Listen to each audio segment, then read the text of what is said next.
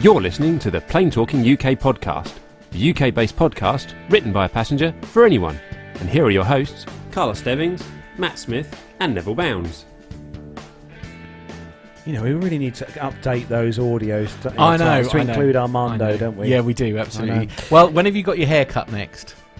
I've just had one last weekend. You should take the recording kit. You could put, our barber is the guy that does the voiceovers for this, so we should... We'll have to do that. I'll do it next time. Yeah, okay. All right, yeah. Hello and welcome to episode number 273 of the Plane Talking UK podcast. I am Carl Stebbings and I'm back in the studio this week with my co-host Matt Smith. Buongiorno, everyone. Buongiorno. I can confirm that last week, whilst I was at work, busy in the warehouse, I had pumping through the Bluetooth speakers within the warehouse last week's show. Oh, dear. Right, okay. Right, so out of 10? And I have to say, I'm going to have to put my important cap on here. Brace yourselves. It was really good. I thoroughly right. enjoyed it. Thank you very well much. done. Yes, I can't take any credit for that whatsoever. I mean, it was basically Nev and the fact that I couldn't, maybe because of the rather high-profile stand-ins we had to get for you. Yeah, absolutely. No, it's very good. I enjoyed Indeed. that. Actually, while we're on the subject of stand-ins, we've got no Nev or Armando this week. So we've lined up. Say something else there. We've lined up an absolutely stunning super. Oh, he's gorgeous. Super sub. Unfortunately, they weren't available. So anyway, Pip's here. Welcome onto the show, Pilot Pip. Hey, I heard that. That was very nice. Sorry. I've had a funny day. He says with a mouth full of food. Yeah. How are you, actually, Pip? that was yes, just choking on my pizza there. Yeah, hi guys. Hello, top of the morning, and salam alaikum to the other guest. Oh, how's wow. everyone doing? Oh, good. Yeah, good. Not bad. Whereabouts are you in the world this week, then, Pip? I'm at home. I've been off this week. I'm back on Sunday, and it has just within the last couple of hours stopped raining here. Yeah, For same the first here. time since the late Middle Ages, it seems. Yeah, indeed. Yeah, absolutely. I actually, this afternoon, weather-wise, has been absolutely stunning here. I mean, It's lovely here. The sun's come out, but the trouble is when it's, you know what it's like when it's so wet and there's so much moisture in the air and the trees and the grass are full of moisture. That hot sun comes out and it just gets so humid and sticky, and it's been actually a little bit uncomfortable. Yeah, but, it's better than raining. But we'll take it over the rain. Yeah, as you say, absolutely. So anyway, hello and thank you for the invite. Always a pleasure. Always a pleasure. How are things in the world of the Phenom 300 then, Pip? Yeah, not too bad. Like I say, I've been off for a few days. It's been, I was going to use a naughty word there. It's been bat poo crazy these last few months. We're kind of into our crazy silly season, as we call it. Yeah, very busy, but that's good. That's good. That's the way I like it. I must say so. You're looking. You must be very. You're looking very trim, sir. You must be very busy. Oh, that's very nice of you to say. I have been hitting the gym rather a lot, actually. Yeah, no, it's starting to show, mate. Well Poor done. old Jim. Oh, thank you very much. Thank you for noticing. Yeah, does he mind? No, not so much. You know, Jim's very fond of me. Yeah, he'll take it anywhere he can get it, can't he? Lovely. Anyway, family show. Moving on. We have to ask Pip. Me and Matt have to ask what is the sock of choice on the microphone this week? Oh well, because you remember about 4 years ago, you gave me a whatever they're called, a windsock. Yeah, a proper one. Windsock. Yeah. You gave me one. I think it was at Riyadh. Yes. And it's been going strong up until about a couple of weeks ago, and it finally disintegrated. Oh. So I've just pulled out a random sock. I think it's a trampolining sock. Actually. Oh, very good. Okay, right. Unexpected. I thought it was a Minions sock or something. Oh, yeah. Minions. Yeah, banana. No, Get sorry. on with it. Come on. Anyway, moving on. Swiftly on. Go on, before our director starts shouting in our ears again. Welcome then to everyone. It is the 14th of June. It's Friday night. It's just coming up to 7:25 in the evening here in the UK. Big welcome to everyone who's joined us in the chat room this evening. Auntie Liz is in the chat room. We've got Neil Lambourne. Neil Lambourne actually, I think, provided this yes, that's correct. picture Yes, that's on our screen behind us, the green screen on the wall here. So thank you to you, Neil. We've got Chris Griggs is in the chat room as well. Just scrolling up here, we've got Masha. Hello to you, Masha. The awesome Rick Bell is in the chat room as well. Hello to you, Rick. Hope things are well where you are. Jonathan Warner has managed to join us this week as well. He's obviously not taking photos of various military aircraft. Falco, is that I want to say that's Fabian, isn't it? Falco. Oh, you've caught me there. No, it's not Fabian. Is it No, not? no. Okay. All right. Okay. Fabian has his picture on the little window. Oh, Jonathan says, can we do the military section first so he doesn't miss it? No. Oh, how rude. No. We have got a military segment this week. We have, actually, yes, yeah. absolutely. Although Armando isn't here, he has as always, sent supplied one, us with some excellent content. Anyway, a very full chat room, I'm pleased to say. As I say, Nev is away this week, but will hopefully be joining us again in a couple of weeks' time. He's got a busy schedule at the moment. Yes, he's having to sit a couple out, sadly, but he will be back shortly. Armando actually emailed us or messaged us this afternoon to say that he might not be on because he's flying if the weather is nice. Yes, so just before we start the show, before I came to the studios here at PTUK, I checked the weather in Armando Land, and it was fabulous. Right, okay. So flying. I don't think he'll be joining us. No, so it's just Falco. Sorry, Falco. I was trying to be clever. That's the moral of that story, Matt, is don't try and be clever. Shall we do some kind of aviation stuff before I keep digging? So, are you not introducing the other guest? As our cameraman. Well, we will. Is he not hosting? No. I'm sorry. There's just us, I'm afraid. Just sorry. Us, yeah. Yeah, directing today. That's their job. Anyway. Yeah. Okay. So we are going to start the show then, as we do each week, with our rundown of the weekly news from around the world and the UK. So if you are ready, Matt. I think so. Yes. And if you're ready, Pip. Yes, sir. Let's go.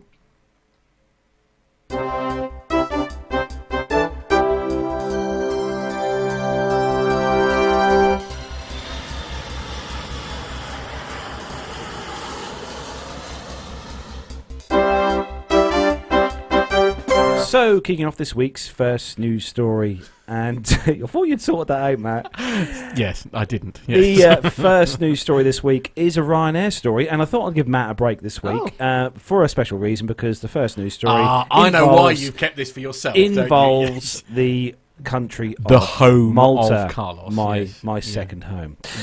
So this is on the irishtimes.com, and the headline: Ryanair confirms it will buy Malta Air. Now, I said Malta Air there, not Air Malta. I said Malta Air. Is there a difference? Very much so. Oh, is there? Okay. So the move by the Irish company will give it a Maltese Air Operator's Certificate and access to markets in North Africa.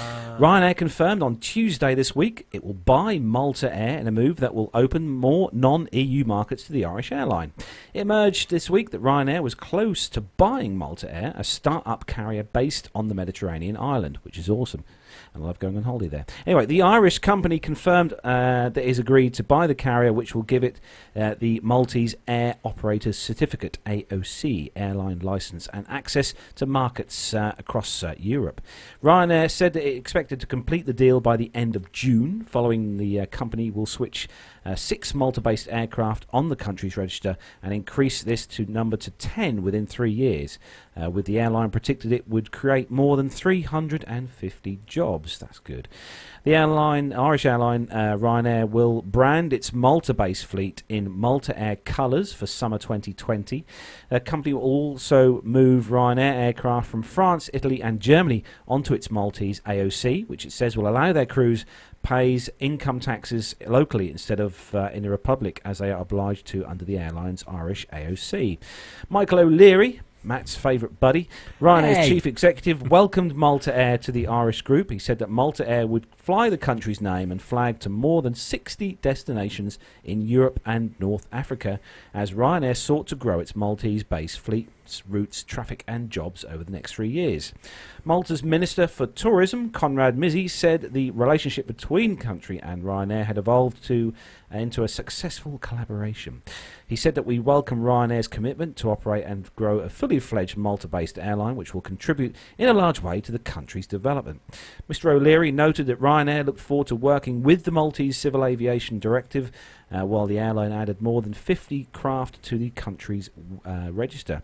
Ryanair shares closed up at 0.2% at €10.65 in Dublin on Tuesday, after hitting highs of 10.665 during that day. So come on then, how do you feel about it? Well, it's not going to make much of a difference, because this Malta Air, they're going to put these aircraft on some of the more obscure airports across Europe. So, do you think they'll eventually rebrand Malta Air as Ryanair? No, I don't. Well, as I read the story, they were going to have initially 5 or 6 aircraft branded as Malta Air, and the other 40 odd were going to be regular Ryanair for the time being. But I do think they've missed a trick here with the naming Malta Air. Surely they could have gone with Maltese Air. That's now, if you're not in the UK, you won't get that, but that is in fact a very highbrow confectionery pun. Maltese Air. When I saw this initially, I did think to myself, did they sit round a table to try and think of a name to call this airline? You've got Air Malta, which is the national flag carrier of Malta, and then they thought, what are we going to call this new low-cost airline in Malta? So we've got Air Malta, Malta Air. Right. Okay. I mean, they just seem a bit. How long have Malta Air been going? Not very long. Malta Air haven't been going very long. Okay. As where Air Malta has been Air going. Malta's been going for quite some time. Right, okay. All right. Well, it's interesting, though, that the Maltese authorities would go with this, because obviously they've got a majority shareholding in Air Malta, the national carrier. Right. So it's, in a way, not in their best interest to be promoting a direct competitor to Air Malta. But, on the other hand, this is obviously going to be good for them. It's going to be more income tax from the 350 odd people who are going to be employed there. The 200 crews who will be based there will obviously be paying their income tax on their salary in Malta as opposed to Ireland. And obviously for Ryanair it's good. They don't do anything unless it's financially beneficial to them. No. I mean, they must see money in this, otherwise they... I mean, from what I understand, they're having huge problems with the tax authorities in Ireland who are, seeing how much profit they're making and they want their fair share of it. So, Ryanair, it's not just Malta either. That they've been setting up AOCs all over the place to, My only concern, more tax efficient. And I will say this, my only concern as someone who's been travelling to the island for a number of years, 10 minutes, is that Malta is a small island, as we all know, a very small island. And, it's changed a hell of a lot in the last 10 years since I've been going out there. And having this extra traffic, But I don't think there's going to be any extra traffic, is there? There'll be extra, because they're coming from the Well, no, but they're obscure, already coming from other places. But these are other airports that they're going to. Malta Air are going to go to other different airports than what the current national flag carrier goes to. Well, we'll have to. It's a busy island now. It is a busy island, absolutely. Busy island now. Yeah, absolutely. But, you have flown into Malta a couple of times, haven't you, Pip?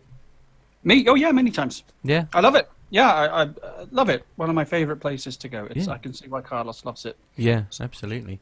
So, moving on to the next story, and as Nev's not here this week, we've given the BA story to you, Matt. Okay, yes, so this is on the news.com.au, so I presume this is Australia, isn't it? That's right, mate. G'day, mate. Sorry, Grant. I'm so sorry. TV presenter slams airline for leaving her stranded in a seat on a 12-hour flight.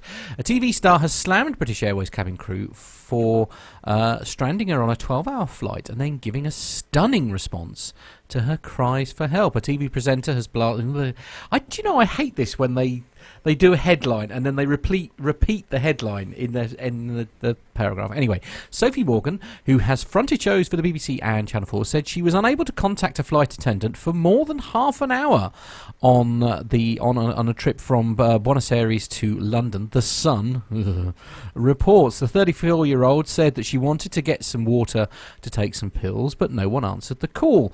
Morgan claims that she had to hurl headsets down the aisle in a desperate attempt to get the attention of a flight attendant. When she finally did gain their attention, they simply told her to calm down, to try to explain what it feels like to not have any means of moving short of dragging myself along the floor. It's impossible, she said.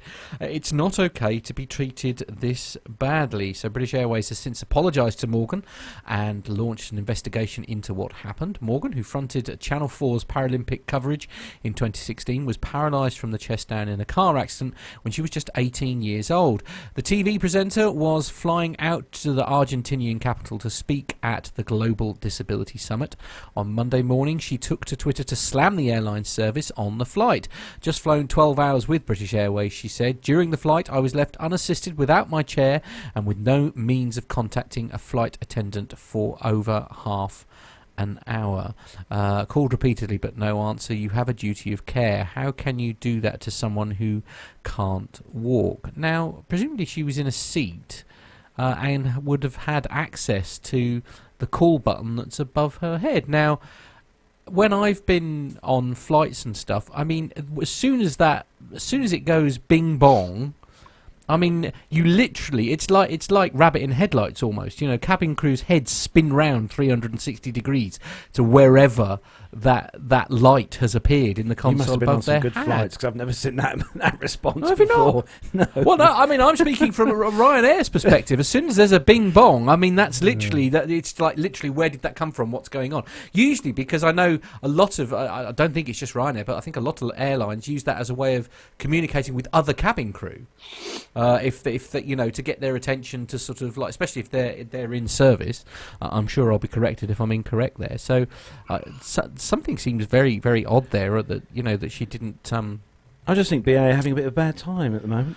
Yeah, well, yes, they're definitely having a bad time. I mean, as I say, did you obviously you saw Nev's rant last week, didn't you? Did, I did see that. I wonder if the pillowcase is still over the picture. I wonder if he's still that to be embarrassed. Fair, going back to the story from last week, if I'd have paid money to go on a flight just to be on one of the retro 74s, and it was changed to a Cessna 150, I'd be a little bit annoyed as well, you know. Right. Yeah. Okay. I mean, what are your thoughts? I mean, obviously your outfit is slightly different, Pip. Obviously, it's you know, a much more prestigious clientele and therefore service. But I mean, well, you see this thing I've got here that I'm waving. This is my BS flag. Right. Okay. Yes. And I'm waving it at this story. Yeah, I'm with you on this. Yeah. All right. And this is very, I'll get myself into trouble here. It's very un-PC, and obviously she's got a terrible disability. Yeah. But come on, there's got to be another side to this. Absolutely. I've ding-donged the bell and not had someone come over for 20 minutes, 30 minutes or whatever. There could be a very good reason for that. Maybe they were all belted in because of turbulence. Yeah. I don't know if this happened just after takeoff.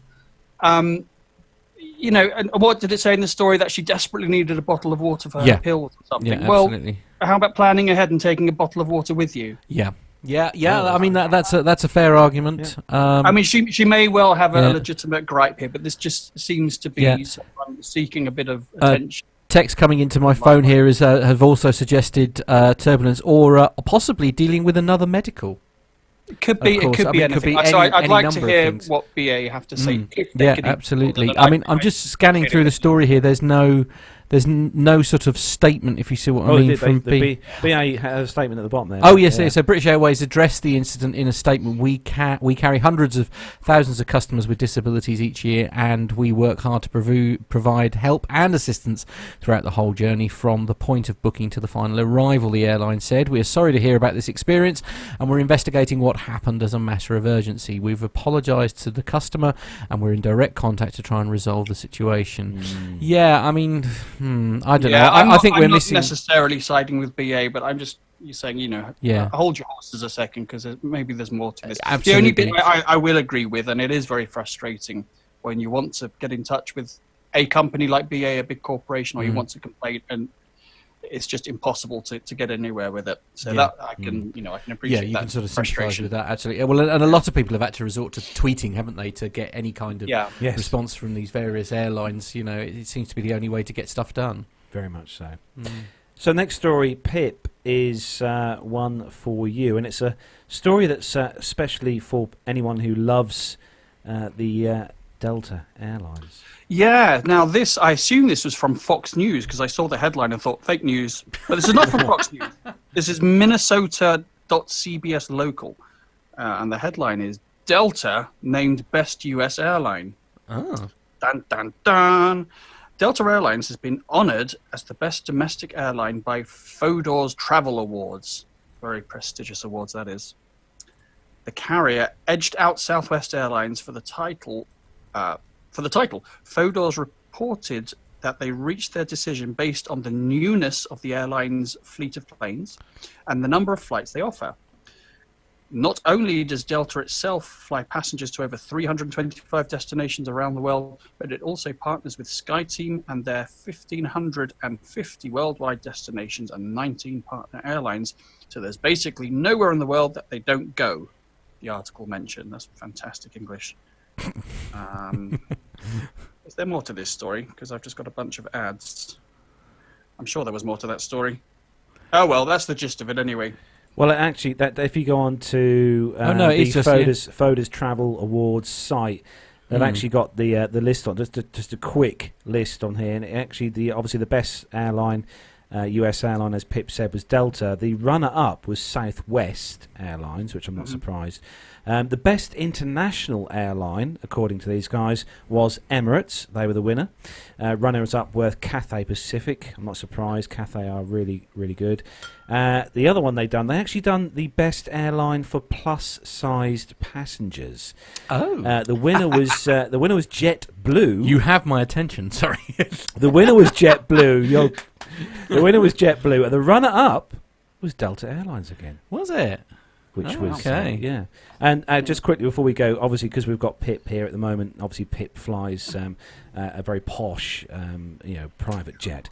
The best airline for blowing your budget was Etihad, and you can spend up to $20,000 on a flight. And runner-up was Emirates. Oh, wow. Well, you can spend a heck of a lot more than that if you want with my lot. We'll give that a heck of a lot more. We'll give that. Yeah. Do you know, that is genuinely, Pip, that is my dream one of these days. I was really hoping that I'd won the Euro Millions last week because I thought just off the top of your head, Pip, how much have me and Matt got to save up to, get a quick flight out with you? Just roughly. Our average customer spends about £1 million a year with us, but that's just a broad average. There are some who spend many tens of millions, and some who probably spend a little bit less, a few 100,000. But you're going to need at least $500,000. Okay. I'm afraid. Right. Okay. And I'm afraid that today's not your luck either, because I'm winning the Euro Millions today. What? No, it's only 17 million tonight. I'll take it. I'll take 14 million, I think it was, because it was 160 million. It was 131 last week. Absolutely, and somebody actually won it. So it's a small Euro Millions. I'll still take it. Don't get me wrong. But it'll pay the credit card bill. Yeah, absolutely. I was just hoping you were going to say, a couple of grand would get me and Matt over to France on the Phenom, but. Yeah. No, you'll need a little more than that, I'm afraid. No. Damn. Okay. And that's just Pip's fees, to be fair. Absolutely. Yeah, that's my salary. I mean, if you want the plane, that's extra. But, Andrew Wilson from the A320 podcast in the chat room points out the irony of the statement here about the newness of Delta's fleet. MD-88s, MD-90s, new, really? Nico Riga says in the chat room as well, come on, that's fake news. Acme is the best airline. Good point, well made. Acme is the best airline. Yes, indeed. Anyway. So from one posh airline onto another lovely airline, and this one is on the simpleflying.com website. Japan Airlines to operate Boeing 787 and A350 on domestic routes. Oh, interesting. So Japan Airlines will operate 787 Dreamliners and A350s on their domestic services from September this year. With the Tokyo Olympics just over a year away, the airline is looking to replace its aging 777s with the newer and more comfortable airliners for visitors to Japan. Japan Airlines are planning to operate their domestic network using two of the most popular and iconic wide-body aircraft in the world today, the 787 Dreamliner and the Airbus A350. This is all part of the airline's move to gear up capacity and quality of service in time for the 2020 Tokyo Olympics next year. Is it really next year? Wow. Yeah. The A350 will start domestic services from the 1st of September this year, with more routes being added as more aircraft come into service. The 787s don't have confirmed delivery dates yet, but the airline is anticipating delivery starting in the autumn. So, according to Ana Aero, Japan is leading the way in short-haul wide-body services, with an average of 4,719 wide-body flights departing domestically each week over the summer of 2018. China and Hong Kong hold second and third place with 4,378 and 1,452 weekly flights, respectively. Tokyo's Haneda Airport is the one with the most wide-body short-haul flights in the world, handling around 1,918 flights per week. Asia Pacific is in general are keen on wide-body domestic routes, with 14 of the top 20 airlines for this type of service being based in and around this region. Fellow Japanese airline ANA are top of the pack with 2,414 wide-body domestic flights a week, and Japan Airlines second with 1,758. The only European airline to make the top 20 domestic wide-body carriers are Turkish, with 1,262 flights a week, and Air Canada are the only one from the North Americas in the top 20 list, with just 388 flights a week with wide-body aircraft. Of course, there has recently been some talk about domestic wide-body services in the UK and Australia, but these are one-offs rather than regular services. Yes, we found that with BA after they decided not to use the 747 retros on domestic flights.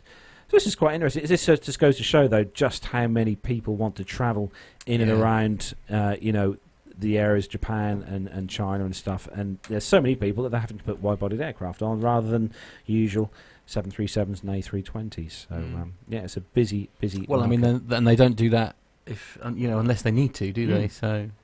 They obviously fill the seats. Yeah, absolutely. Otherwise, it wouldn't be very much worth it. Indeed. So next story. Next story. This is on the Mail Online. So if it's sorry, yes, Pip. Sorry, you flashed your hand. No, not really. Sorry. I was trying. Just whizzing through. I know. We're just we're trying to be good. That's fine. That's fine. Sorry, I was a bit distracted. Anyway, I'm just texting Al the link to join. Is that all right? Okay. Yes, that's fine. Yeah, do knock yourself out. And also, just a minor correction. I quoted Andrew Wilson in the chat room as being it's a different Andy Wilson it's a different Andrew Wilson. So if you could go back and edit out that plug that I gave them, because it wasn't earned. Right, okay. It wasn't an earned plug. Fair enough. Okay. No. Anyway, it's on the Mail Online, which means it must be true. And the headline is: astonished airline passenger spots stealth bomber cruising through the clouds beneath their plane over Colorado. Like this is an unusual thing. But anyway, this is the fascinating moment. A B-2 bomber is spotted cruising through cruising below a US passenger plane. The bomber was seen and filmed above Colorado by a passenger on a Southwest Airlines flight from Las Vegas to Chicago last week. The footage shows the arrow-shaped plane, one of 20 operated by the US Air Force, flying beneath the passenger plane and leaving a white trail behind it. The video is quite cool, actually. Is it? All right, we'll pop that up in a minute. So initially, it appears as though the bomber is above the passenger plane, but land can then vaguely be seen beneath it. The B-2 is then seen much further away from the Southwest Airlines planes as the person's filming looking to get one last shot from the fascinating sight. The filmer said, "I just started flying again the last few years after about 20 years not flying, so I wasn't sure if this was common to see other planes." Oh, I hope so. Yeah, well, yes. One person commented, even flying airliners, I'm surprised at how often you start to come across these things. The plane, which can be refueled in mid-air, is designed to be difficult to detect both visually and on radar. It was initially developed to enable to be able to carry out nuclear strikes during the Cold War. That's not really relevant information, is it? Let me see if I can I must admit, as a passenger on an aircraft, you're used to seeing commercial airliners flying in and around especially when you're coming into kind of Heathrow or Gatwick in the busy absolutely air. There we go. Right, so if I can get our director to pop up the pictures. It does make a bit of a change when you see this out of your window. Well, yes, absolutely. The sound is you can hear the sound of the inside. So anybody identify what the aircraft is he's on? Not by the sound. No, but, really? But Rubbish. being a Southwest Airlines flight, Right, I would okay. imagine it would be a 737. Sorry, I realise it was probably a little tiny step too far. Can you imagine? Can you imagine if the passenger was Jonathan Warner? Yeah, there we go. Well, yes, that is true. Yes, absolutely. He would have been beside himself with excitement, no doubt. But yes, that's well, you know. Do you actually? Because you're flying in and around Europe all the time, Pip. Do you ever sort of see any interesting aircraft sights out of the window other than commercial airliners? Well, I've never seen a B-2 or any other stealthy thing. I've glimpsed for some F-35s up around your neck of the woods, actually. A few other military bits and bobs, but no, nothing quite as interesting as that. However, I am glimpsing something rather interesting right now. Well, that's debatable, I suppose, really. Those of you watching on the YouTube stream will have just had a little flash up somebody's nostril hairs, which was a real treat for us all. So we can confirm and welcome onto the show. He's made it. He's joining us for tonight. It's well, as Pip would say, it's your pal, it's our pal, it's Captain Al. Oh. Good evening, everyone. I hope that you're doing okay, and I'm very sorry that I've joined the show late. No, but I've just about walked in through the hotel no more than about 5 minutes ago. Wow. Okay, so I assume first things first. Then, Al, you need to get the menu out, obviously. He's already on it. Look, It's already there. This is what we need to see. Splendid. Well, we look forward to delivery of your hotel food ASAP. Anyway, yes. So, Well, I've not actually ordered it yet. No, but, okay. But we shall see. Of course, absolutely. Where are you, Al? In Bucharest? I'm in Bucharest, where it's rather warm. Where are you, sir? I'm at home, where it's getting warm. Yeah, absolutely. Muggy, I think is the word. But okay. And Carlos and Matt, where would we find you this evening? in the In the PTUK studio. in the middle of effing nowhere, as you well know. Yeah. And how is the temperature there? Am I missing anything in the UK? Muggy is the short answer. Very muggy. But that might just be in the studio. Just in here, I think. It's still 32 degrees here. It's 10 to 10 at night. Wow, so goodness. That is We'll very give you warm. a chance to bring up some stories. And Pip, did you want to take the next story? Well, there's another Delta story for some reason. I know. And this is from Fox News. Oh, I'm a bit embarrassed to read anything from Fox News. Anyway, I'll give it a stab. Delta saves 41 stranded students with a private flight after American Airlines cancels trip. I'm just going to get my my BS flag here. Right, just in readiness. Yeah, absolutely. Yeah, I have a feeling I might need it. I'm not sure. A group of fifth graders, what age is that? Like 10 or 11 or something? Oh, well, it doesn't matter. A group what of age? fifth graders? Fifth graders. So hang on, that would be year. So it's usually year 4, isn't it? Is year 1? I don't know. So They're somewhere between. And if you divide that by 4 and add 7, right. then you get the right that answer. gives you it in Fahrenheit. Right. That's right, yeah. So, excellent. Okay. So a group of fifth graders of indeterminate age from Oklahoma arrived at their Washington, D.C. field trip in style, touching down in the nation's capital on a private Delta Airlines flight after the American Airlines trip was cancelled at the last minute. On June 2nd, 41 fifth grade students from Tulsa and their chaperones received the disappointing news that their American Airlines flight departing Will Rogers World Airport, that's a great name, Will Rogers World Airport to Richmond, Virginia, I think, for their highly anticipated school trip, which had been in the works for almost a year, was cancelled. Though the carrier issued the group a refund, there was no alternative flights to DC available at the time. Waiting it out at the airport for 6.5 hours, the youngsters were soon back on their merry way, thanks to the generosity of 2 Delta gate agents who witnessed the exchange. Contact the airline's headquarters in Atlanta. The staffers were able to coordinate for a spare aircraft to be flown to the Oklahoma City airport to ultimately transport the students to Richmond. It was absolutely amazing when Delta corporate came in and just said, "We'll give you the whole plane," one of the trip's chaperones told local media.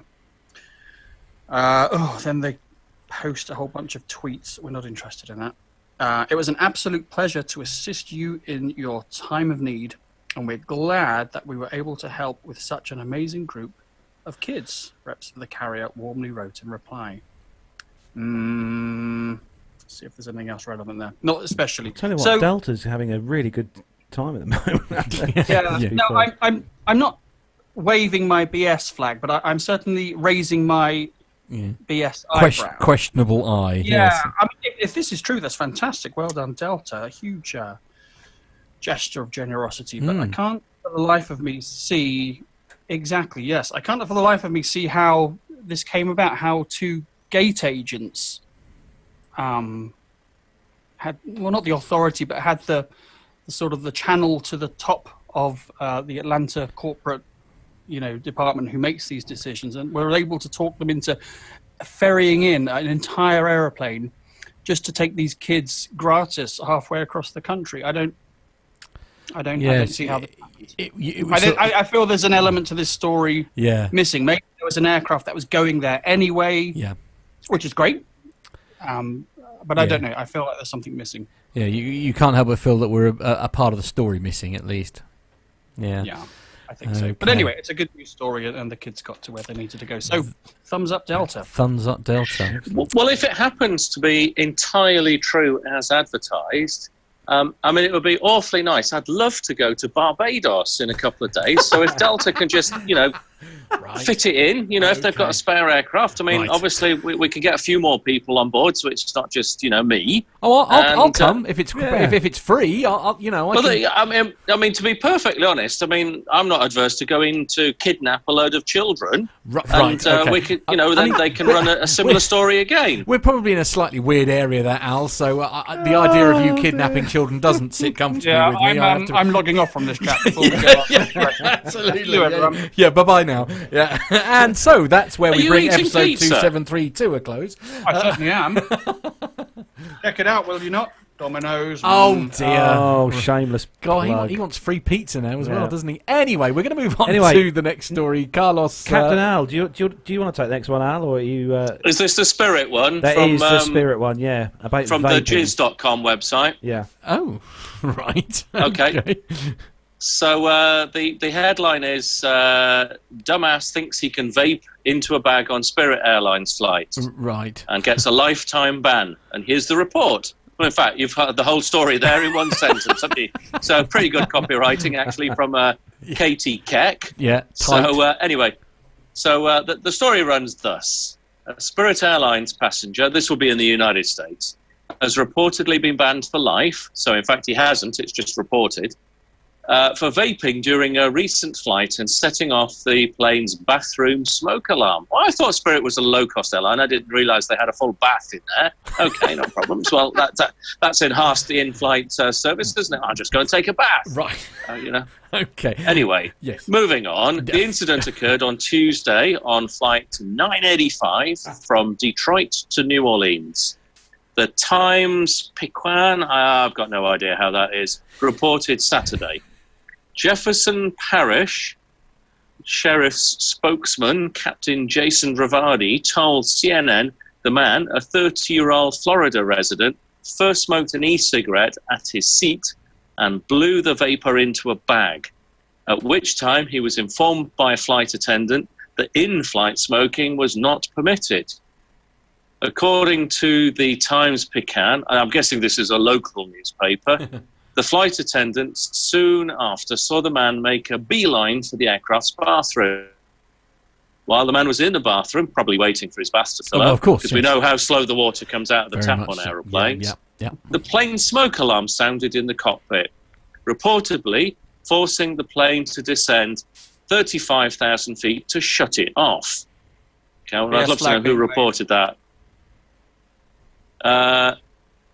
Per the Times Picayune, never mind that. The man had reportedly been drinking alcohol that he'd brought on board, hid under his jacket, which is also against the rules. You can technically bring alcohol on a plane, but federal regulations prohibit consuming booze in flight that is not served to you.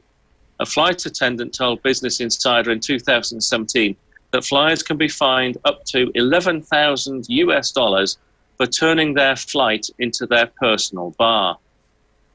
Yeah, okay. So basically, I'm not going to read the whole story. It may well be that this guy has been vaping on board.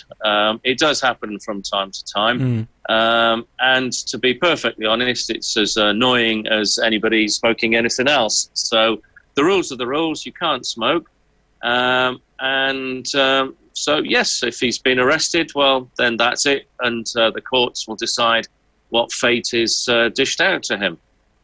Do you tend to get many issues now with people setting off smoke alarms, even in this day and age, Al? Yes, absolutely. Happens on quite a regular basis. In fact, only very recently. And it is a criminal offence. So, therefore, if you're caught smoking on board, you will be met by the police. Wow. Okay. So don't do it. I mean, part of me is surprised that a vaping thing does actually set the smoke alarms off, actually. Because it is essentially water vapour, isn't it? So a part of me is actually surprised that they're sensitive enough to be able to... I think they are very sensitive, aren't they? Yeah. Yeah, I suppose so. Yeah. Okay, on to next story. They can smoke on my airplanes. It's highly irritating when they do, but our passengers are allowed to smoke. Really? Yeah, but they're paying £500,000 for the privilege, I think. Yeah. I mean, luckily, very, very few do. So only a handful a year, I would say. But it's really horrible, especially in a small aeroplane like that. It's really, really unpleasant when they do. Especially if they're massive Cuban cigars. Yeah, well, they sometimes do. In fact, well, I won't name drop, but that famous person who I often quote. Yeah. So I was wondering, when you have your customers on board who are going to smoke, and obviously some of them will smoke, do you have to give them a sort of extra safety brief about putting the thing out safely? Do you stand there with like a glass of water ready for them to dunk it in? No, there has to be an ashtray available for them. But no, nothing extra. I mean, I normally make a big point of it by putting on the oxygen mask if they light up during the flight and make sure they see. Yeah. So I mean, it's a funny one because on one hand, the company obviously doesn't want to alienate those, albeit a small number of people who want to smoke. But their money is as good as anyone else's. But on the other hand, EU law does say that you can't smoke in a public place or at someone's place of work, and that's my place. Well, of work. yeah, that's true. Yeah, I was going to say because I suppose if it's been chartered privately, then you're in a slightly different area. But then it is your place of work. Really, but still, it's a tricky one. But there you go. So Owen in the chat room is saying that apparently like deodorant and hairspray also set off the smoke alarms if used in a toilet. Chris Griggs has actually said that I was on a flight where a passenger, not me, was met by police for the first time this week. That's interesting. I need more details about that, please, Chris. And Richard Adams was saying, obviously, in regard to what you were saying, Pip, that must play havoc with the aircon. Because I suppose once it's in the aircon, I don't know. Does it filter no, out? it actually goes pretty quickly because the air is being continuously recycled. Right. It goes out the back of the outflow valve, and fresh air comes. Never to be seen again. Once they stop, it does go quite quickly, and you can play around with it a little bit. It works better on the Hawker actually than it does on the Fenner, but you could open the dump valve just a little bit. And it's kind of just slightly depressurizes the aircraft, sucks all the air out. Right. Stop people smoking instantly. One way of doing it. So then your subtle ways of, kind of pointing out to the passengers, you put on an oxygen mask. I put on the oxygen mask. I go. Right, good. So some poor passenger is like... Yeah.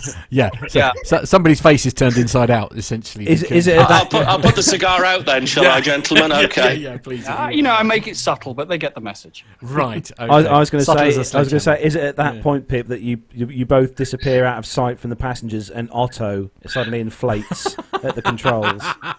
That's right. Yeah. Yes, indeed. Anyway, come on, we need to move on to the next story. Carlos, I think that is with you. Yes, this one is on Flight Global. We've picked this one because the font is nice. Right. And Southwest extends MAX cancellations through to September. So Southwest Airlines has extended the removal of the 737 MAX from its flight schedules through to the 2nd of September, reflecting ongoing uncertainty on when the aircraft will be cleared to return to service. The Dallas-based carrier will cancel around 2.5% of its daily flights as a result of the latest extension. It previously removed the 737 MAX from scheduled services through 5th of August. With the timing of the MAX return to service still uncertain, they said that we are revising our plans to remove the MAX from our schedule through September the 2nd, says the low-cost carrier. The latest extension will remove around 100 daily flights from Southwest schedules, or about 2.5% of the 4,000 flights on peak days.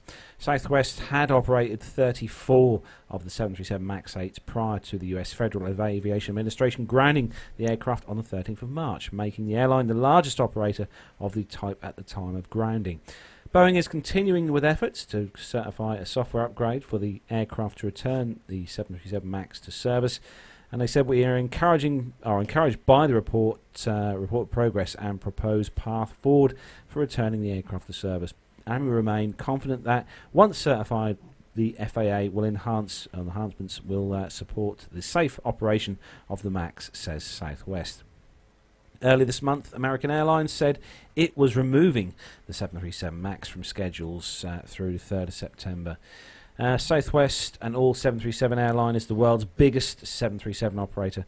It holds orders for another 233 737 MAX 8s and 29 737 MAX 7s, the fleet's analyzer shows.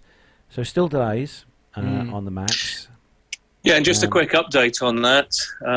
At the International Aviation Safety Conference in Cologne, the FAA has said that the Boeing 737 MAX may not be back in the air before December. Wow. Okay. Blimey. Yeah. Well, I suppose they've got to get it right, haven't they? Anyway, on to the next story.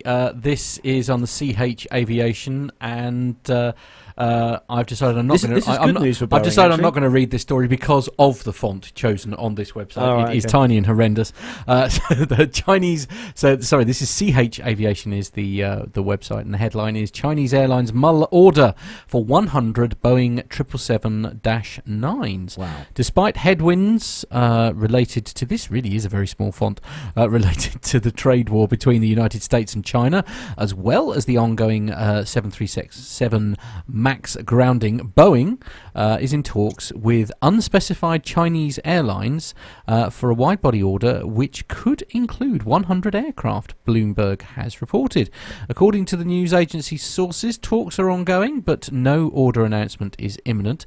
The focus of negotiations is on the Boeing 777-9, although the smaller Dash 8 is also of interest to said airlines. The carriers are also analysing the 787 aircraft as an alternative to the 777X.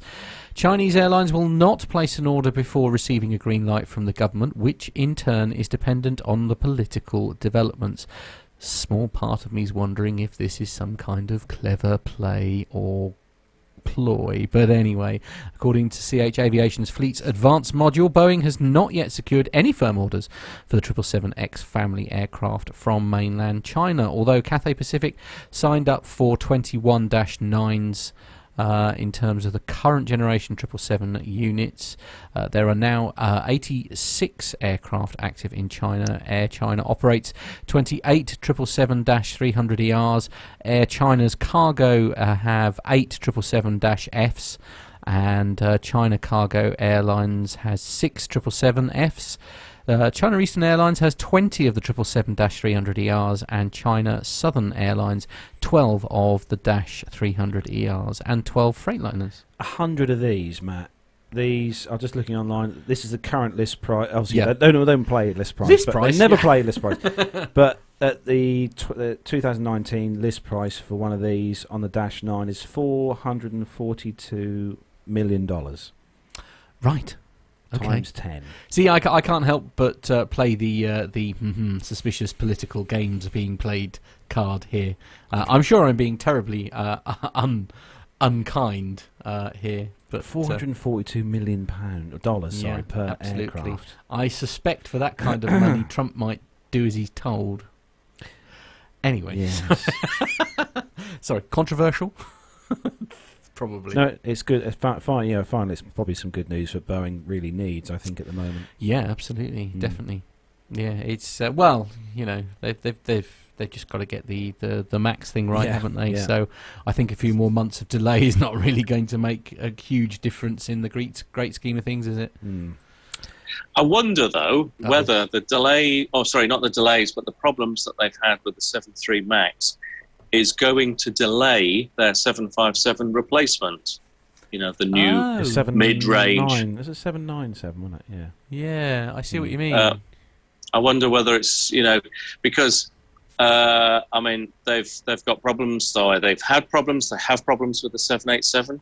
They have problems with the MAX. They have problems with the 737 slats that aren't unique to the MAX. So they must have a lot of resources that would ordinarily be tied up with other projects, maybe the new 757. So I wonder whether that's going to have an adverse effect. And obviously, it's pure speculation at the moment, but I'd be mightily surprised if they don't. That Airbus announced at the Paris Air Show the XLR, the A321 XLR, and Boeing don't have anything to even show anybody on that range, do they? No, that's true. That's true, yeah. Owen says, yay for the 777. Love that aircraft. Yes, he loves these 777. Yeah.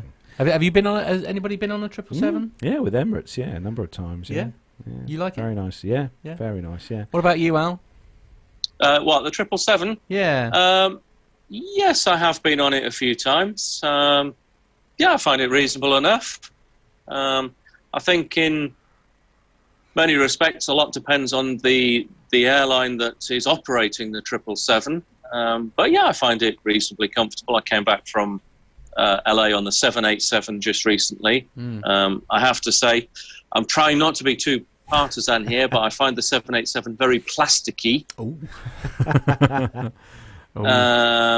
And reasonably sort of cheap in some ways. So, I know that when we look at, modern cars, they're all very plasticky because we use a lot of recycled plastic. But I'd like the aircraft that I'm flying in to look a little bit more robust. Yeah, this is. We mentioned the 75 just a moment ago, actually. Yes. And our next story, Pip. Yes, sir. Next story. It was like a segue that I developed for you. Yeah. Pip's still busy eating. And then he missed it. Yes. How is the pizza? What is the topping of the pizza, by the way? Oh, standard pepperoni. Oh, very good. Yep. Okay. So for those of you who want to buy a 757, obviously Matt loves this. He's going to I can't wait. Absolutely. I Pip's can't got wait. a story for you. I can't wait to sort of sit row 8 or 9 and see if it can't kill me again.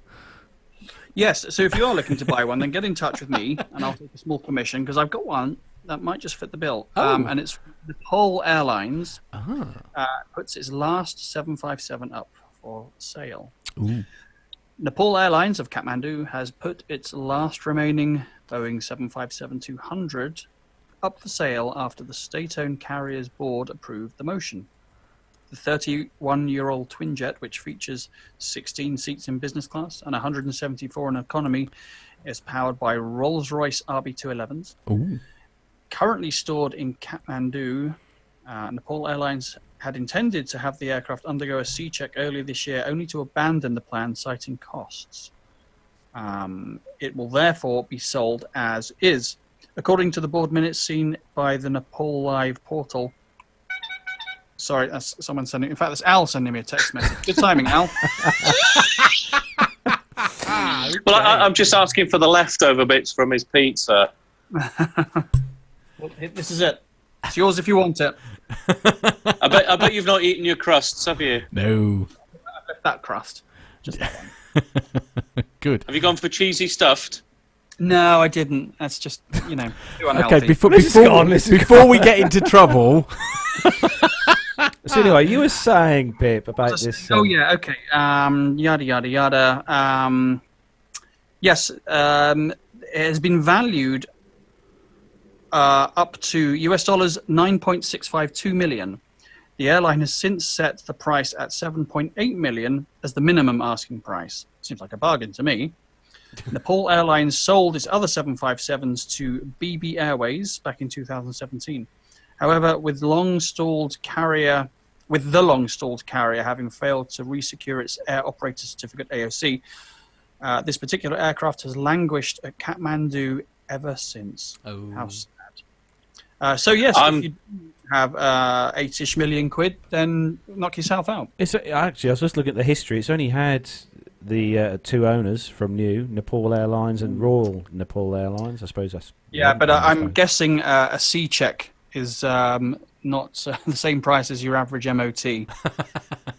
Really? It's going to set like an extra few million at the minimum. You think it might be slightly more than £45 then? A C-check, they basically tear the whole thing down and rebuild it, really. It's nearly 31 years old, this aircraft, Matt. It's also spent all of its life operating hot and high, so I would imagine that those engines aren't in the best of shape either. So, wow. Okay. Yeah. Yeah. They had a tough life. I think. Do you think that's quite a lot of money though? 7.8 million for a 30-year-old.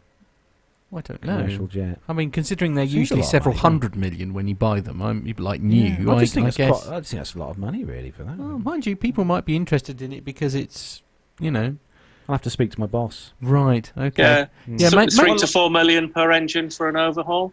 Yeah. I mean, maybe talk to the wife first. I'd perhaps start there, Carlos, if I were you. Yeah.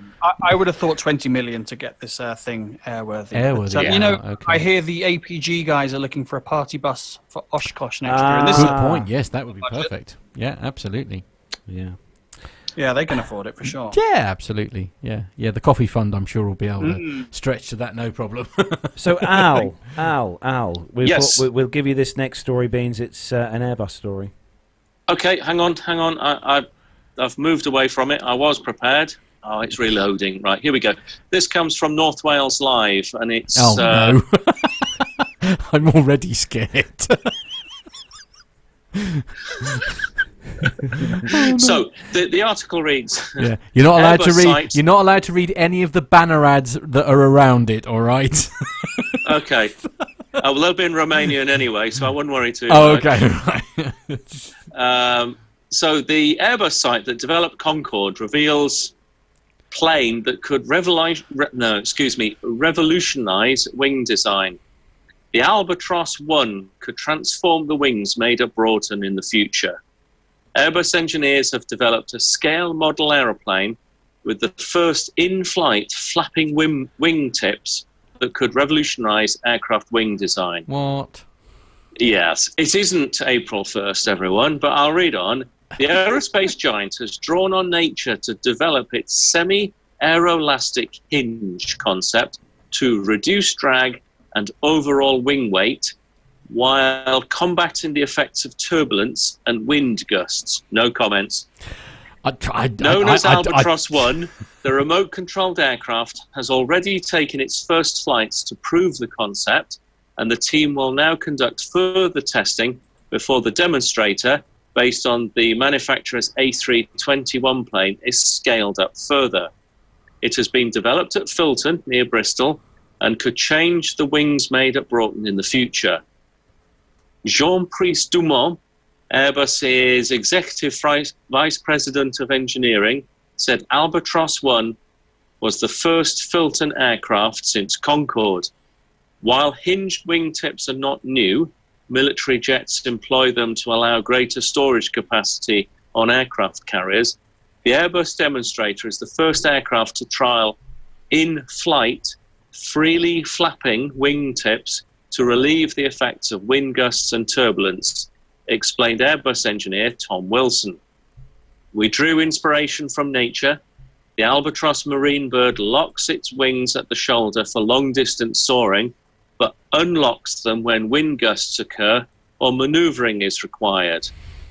The Albatross 1 model will explore the benefits of unlockable, freely flapping wingtips, accounting for up to 1/3 of the length of the wing, to react autonomously during in-flight turbulence and lessen the load on the wing at its base, so reducing the need for heavily reinforced wing boxes. Jean-Brice Dumont, Airbus Executive Vice President of Engineering, said the project showed how nature can inspire us. He said, when there is a wind gust or turbulence, the wing of conventional aircraft transmits a huge load to the fuselage, so the base of the wing must be heavily strengthened, adding to the weight. So there we have it. I mean, on the face of it, it sounds like one of those absolutely barking mad ideas, but who knows? It may prove to be very advantageous in the future, and in 20 or 30 years' time, we'll all be flying on aeroplanes with flappy wings. I mean, a large part of me is sort of thinking that surely if this was worth doing, it would have been done already. Well, this isn't a new concept. I remember doing a very similar story back on a very early episode of our Plane Safety Podcast, planesafetypodcast.com. Hosted by aviation professionals for aviation professionals and anybody else. Yes. And Desperate Housewife looking for something nice to... Finished, gentlemen? Anyway, yes, but no, there was a story a long time ago about them looking at, with materials technology developing the way it is, having wings that can reshape. I mean, let's think about a wing at the moment. It already sort of flaps. We have flaps that come up and down. We have ailerons that move up and down, and air brakes and other moving surfaces. They all move around, but they're kind of inefficient. They're clunky. They've got lots of moving parts. So if you could somehow kind of have that built in to the wing, with no sort of hinges that create drag, and just have the wing that can just change shape, can kind of morph into different shapes, which is really what we're talking about here with this flappy wing thing. Then that can potentially be quite an efficient thing. But I suppose it's only up until now that the materials technology is sort of reached the point where it's possibly becoming feasible. I mean, is it genuinely going to like help with drag and stuff though? I mean, well, yeah. I mean, if you can change the shape of your wing to suit that particular phase of flight, then absolutely. I mean, wings generally, at least on airliners, are optimized for high-speed flight. They're thin, they're swept back, good for high-speed flight. And then when you want to go slow, when you're coming into land, you have to change the shape of the wing. You've got to make it bigger. You've got to make it more curvy with flaps and everything to help it fly slower, to make it produce more lift. So yeah, having a wing that changes shape. Sorry, someone's texting. Yeah, Tony S has just said in the chat room, how about adding some feathers? That's an option. Good point. Yeah. I mean, the other aspect is that they're talking about the fact that if it reduces the stress load on the wing, then they don't have to have so much strengthening where the wing effectively joins the fuselage. Now, to put this into context, both airlines and aircraft manufacturers spend millions trying to save kilos of weight. Yeah. So, any weight savings are hugely advantageous. True. Yeah. Our director is actually saying that flappy wing thing is not a technical term I want to hear about a metal tube going close to the speed of sound. I empathise with him, to be fair. Shall we move on then, gentlemen, to the last story? Are you going to take the last story? Yeah, I suppose so. I'm not a diver, but I could do this one. You're not a diver? No, that's what this whole next story is about. Oh, I see what you did there. I know. So for those of our listeners, those of you who are listening of the show who may be into your diving in the sea, as in mask and air and all that sort of stuff, scares me. Right. Why does that scare you? Because it just does. You see, I find that less scary than flying. I've done some diving. Anyway, moving on. This one is on the Daily News .com website, and the headline is as Pip was about to say. The headline is Pip was breaking up there. What a shame. Actually, this is good news for an Airbus. I will say Airbus aircraft to be sunk in Saros Bay as a tourism project. Cool. So an A330 will be sunk in the Saros Bay, or Gulf of Saros, in the northern Aegean Sea on the June the 14th. Actually, that's today. To serve as a reef and attract diving tourists. The 90-ton weighing aircraft was brought to the Ilbris harbour of the Kazan district in the northwestern province of Edirne via 6 trucks, and after being dismantled in the Mediterranean province of Antalya in March. The aircraft will be plunged into 30 metres of deep water in the sea, about a mile off the Ibris harbour. The aircraft will meet with the sea today, and this is a very good opportunity, the person said here. This will be the biggest aircraft to be sunk so far in the world. Its dimensions are enormous. It has a size of approximately 60-metre long body and 60-metre wide wings, said one of the divers who will be responsible for the sinking process. It will not probably be possible to have a visit on the aircraft without doing 2 dives, he said. We are very excited, said Sadar Saval. He also said that many foreign and local tourists will come to the area with the addition of the A330 to diving tourism. He believes that thanks to this diving tourism, many divers, especially from Greece and Bulgaria, will come here. He said there's no other plane that has been sunk that's bigger in the world. I know he just said that earlier. According to the professional diver, Turkey would benefit from the increase in the number of such projects, and he hopes this project does not end with just this aircraft. Additions can be made to this project as well, with vehicles such as tanks being used in the Gallipoli campaign during the World War II that can be sunk by this way, and also for memories from the war that can be animated, he said. The world's first underwater history museum was established in the waters of Saras Bay as part of a project launched in 2010. Since then, many monuments depicting Gallipoli campaign and the statues of soldiers who fought during the war were placed at the bottom of the sea. Artificial reefs can be created by deliberately sending any number of things to the sea floor, such as aircraft, ships, or just concrete blocks. The idea is to produce a spectacle for divers as well as to provide a protected habitat for diverse sea life to develop and breed. Now, I must admit, I wouldn't mind going in one of those see-through submarine type glass submarines to see this, but this was done. I think this was done a few years back using. I think they used an A320 or a 737. I can't remember what it was now, but it's becoming quite popular actually because happening also right now is a 747 that's being sunk. I was then off literally the coast of about to say Bahrain. that. Yeah, absolutely, just off the coast of Bahrain, and as I say, I've got a picture to pop up as well. Underwater theme park in Bahrain underway. Boeing plane. Now, surely that is the biggest airplane to be sunk. I would have said, they've pipped them to the post now. Absolutely, absolutely. The largest ever airplane. So this is going to be an underwater theme park submerged into the ocean. Was scuttled this week as the first phase of the dive Bahrain got underway. Local and international divers and a fleet of tugboats are working to relocate the decommissioned Boeing 747 jumbo jet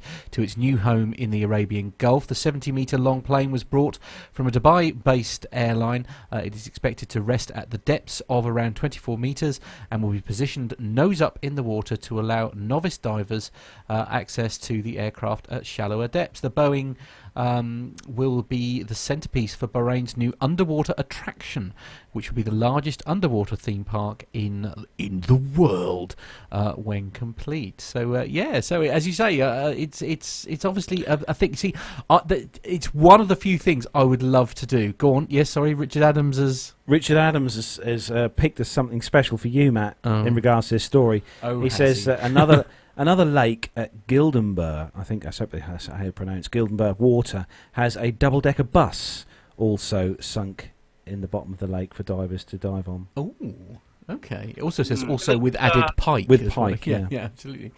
It makes perfect sense to me, all this. Kill off all the natural coral with over-tourism and overuse, and then just replace it with a sunken aircraft and kill off what's left. It's fantastic. Right, okay, yes. God, no, they'll be sinking Phenom 300s next. Be the world's smallest underwater. Yeah, well, that is true. Hi, Pip. True. Yes. There we go. Oh, bless him. Bless him. In fact, there's a picture of it actually being tugged out, which I've just loaded. So hopefully that there we go. Look, see, it's nice to know, isn't it? Yeah, so it's being tugged out. That film, that airline film, the one with the 747. Which one was that? I can't remember which one it was now. Was it the second? Top Gun. Airplane. Is it Airplane? or Top Gear, as I like to call it. But anyway. Top Gun. Yeah, absolutely. So that is where we bring the commercial news segment to a close this week. And so we're just going to give ourselves time to go and refresh our glasses. Oh, okay. Someone who hasn't read the show Okay, all right, yeah, okay. But So I better do this one, otherwise it'll freak out our director something chronic. He didn't know what number it's on. So we will be back after these messages.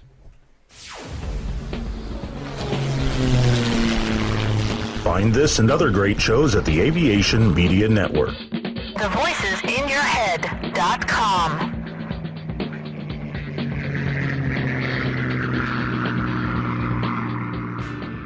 The Plain Talking UK podcast is a voluntary project that aims to keep you informed with the latest aviation-related stories from newswires across the globe. Producing our content does cost money though. If you enjoy our show, why not help us keep on the air by making a donation towards the server and website hosting fees through PayPal. Any contributions would be greatly appreciated. Are you an Amazon user? If so, why not do your shopping through the link on our website? There's no cost to yourself and Amazon pay us a small referral fee on qualifying purchases. To find out more about the show and to meet the team, take yourself to our website www.plaintalkinguk.com or find us on Facebook at facebook.com/plaintalkinguk, on Twitter via @plaintalkinguk, or get in touch via email on podcast@plaintalkinguk.com. Thanks for listening.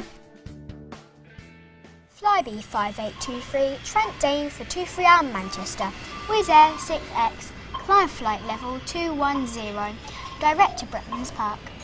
United 123, maintain 280 knots. London 2DME, turn right onto Bravo, link, 21 join Alpha, hold at Mora, Speedbird 472, LOC/DME, approach runway 27 left, follow the green stand 544. That's enough air traffic control for today, Nat. Bedtime. So we came up with the idea of having a video course. Obviously ours are better because we've got the experience on the aircraft and we know what we need to be looking at. Something that myself and Andy started initially really to improve our own technical knowledge and put something out there. We saw that there was a gap and this wasn't a media that was being used for this purpose, and our hunch was right because there's obviously a market for it. Have you ever wondered what it would be like to fly a commercial passenger jet? Looked up at the sky and thought, I wish that was me? Well, now anyone has the chance to have a go at flying in a real aircraft simulator. NP Simulations and Flight Experience London, the only official Boeing licensed product of its kind in the UK, offer you the chance to fly anywhere in the world in their fixed-base Boeing 737-800 flight simulator. And that's not all. Ground School London offers many different courses for the up-and-coming pilot looking for a start in aviation. With prices starting at just £109, the sky's the limit. So for the ultimate flight simulator experience, or engaging preparatory courses, including those for schools and colleges, check out the websites at www.london.flightexperience.co.uk and www.groundsschoollondon.com, or call on 020 300 40 616. NP Simulations. Fly your dreams.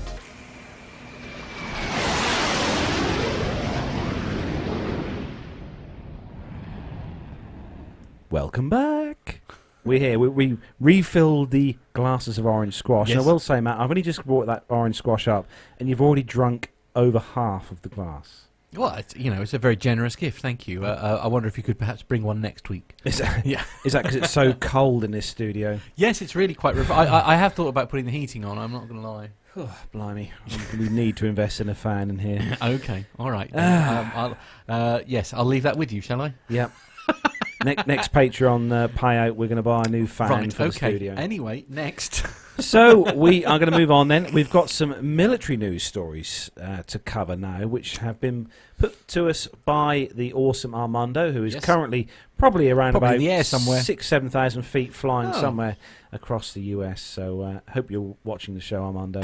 What while he's flying? I hope not. No. Oh, anyway. So if everyone's ready, we're going to do some military stories. Well, I don't know if we'll get any attention out of Al because he's busy eating He's snacks. But yeah. He's on mute, so we can't hear him. Pork scratchings. Yeah, pork scratchings. Absolutely. Lovely. Yeah. Okay, so let's do some military news stories. Let's go, everyone. Let's go.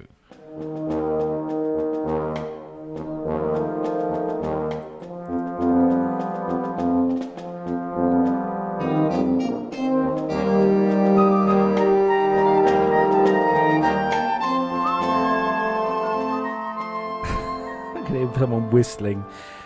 Actually, I was going to ask, before we kick off the military news stories, because of Al's flittering of pork scratchings in the show. Right. Last week, before you started the show, I brought round, before I went off on my meal, a bag of, what were they, ghost chili pork scratchings. Yes. And I didn't get any feedback. Did you not? Okay. Is it because you were in A&E? No. I did only have a couple of them because they weren't quite hot. Lee, on the other hand, who was sat where you are, who was in the studio, he polished off the entire bag. He and didn't even flinch. Did you think they were hot? They were quite warm. Yeah. I would have loved Geordie, my best mate, to have to try them. He would have liked that a lot. Yeah, he would have liked them a lot. He's obsessed by chili. Anyway, speak to the guys, see if I can get some more. This is not very military-like. I know, but it's hot stuff. Anyway, moving on to the first story in the military segment this week is on the popularmechanics.com website. And good news for our US listeners. Sikorsky will be building the President's new Marine One helicopter. Ooh. The VH-92A helicopter will carry the President of the United States and his entourage. And the US Navy has awarded a $542 million contract to Sikorsky, a Lockheed Martin subsidiary, to build 6 new VH-92A helicopters. The helicopters will replace the current VH-3D and VH-60N helicopters used to ferry the President of the United States and his staff worldwide. Today's contract for 6 VH-92A twin-engine helicopters. 2 helicopters are already in testing, and the Marines will eventually order a final 15 for a total of 23 aircraft. The helicopters will be maintained and operated by the Marine Helicopter Squadron HMX-1, or the Nighthawks, which is responsible for all the White House military aircraft. So the VH-92A is based on Sikorsky's S-92 helicopter and is meant to transport the President worldwide in day or night or adverse weather conditions. Larger than the company's Black Hawk helicopter, the S-92 has largely seen success in the commercial sector, through a military version exists. The helicopter is also fitted with unique fuel bladders to extend the helicopter's flying range. The VH-92 is being fitted with executive suite finishings, allowing the President to ride in style. Under the skin, it will be one of the most technologically advanced helicopters in US military service. The current VH-3D Sea King is equipped with extensive navigation, communications and self-protection equipment, according to the US Navy. The VH-3 is equipped with a self-contained navigation system, GPS, TCAS as well, or traffic collision avoidance system, survivability systems and crash survivable flight information recorder sensors. Communications include extensive secure and non-secure communication systems. All of this equipment will almost certainly take it into the VH-92A. A 2017 Department of Defense operational testing and evaluation report on the VH-92A program says the aircraft testing process will include live fire testing, hinting that the helicopter is armoured against ground fire. The VH-3D is also hardened against the electromagnetic pulse of nuclear weapons, which can damage modern integrated circuits. And there's no doubt the VH-92A will have the same level of protection. According to Vertical Magazine, total costs for the VH-92A program will come out at around $4.95 billion, or around $215 million per helicopter. A previous contract for Marine One helicopters was cancelled in 2009 after costs ballooned to $13 billion. The first VH-92A will enter service in 2021, so that's not too far away at all. No, indeed. Of course, it was here last week during his visit. That's how he got yes. That's how he arrived at Buckingham Palace, wasn't it? Via Navy One, I seem to recall. Yes. I think. So the next story, Matt, is one for you on. It's on that famous site that Nev loves the font on. Oh, you must be talking about Flight Global, then, if we're talking about the fabulous font. And the headline is not visible for some reason. Well, the headline, while Matt finds the headline is Lockheed Martin eyes 500 F-35 fighters in Europe. So with the Pentagon wavering over the number of F-35s it wants to buy, Lockheed Martin has turned its gaze on Europe. The company is bullish on selling the aircraft to America's European allies. It believes that by 2030 there will be more than 500 F-35 Lightning II stealth fighters deployed in Europe, more than the number of Eurofighter Typhoons currently in operation worldwide. With Finland, Poland and Switzerland evaluating the airplane right now, that could be a number that is approaching 700 airplanes by the same time frame, says Steve Over, Director of F-35F International Business Development. We are in dialogue with almost every free country around the world. The F-35 stands alone as Europe's only option for a stealth fighter. The Franco-German Future Air Combat System, the FCA project, remains 2 decades away, and the UK's Tempest is planned to come only a few years earlier in 2035. Thus, Lockheed is feeling confident about its market position. So far, we've never lost a competition with the F-35s, says Over. We are batting 1,000. To be sure, the German Ministry of Defence booted the F-35 from its Panavia Tornado replacement programme in January 2019 when it leaked that it would only consider the Boeing F/A-18E/F Super Hornet and Eurofighter Typhoon. Lockheed declines to comment on the German program, but its remarks suggest it does not believe it's officially out of the running. Yeah, it's good news for the makers of the F-35 for sure, and obviously Lockheed Martin, who builds the aircraft, is doing really well with this. The UK, I think, have got quite a few of these on order, and actually saw a few of these the other day coming over our fair skies here, Matt.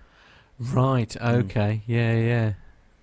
These are the sorts of things that obviously will feature quite heavily in the air show circuit as well this year. Bet. As well. So noisy, aren't they?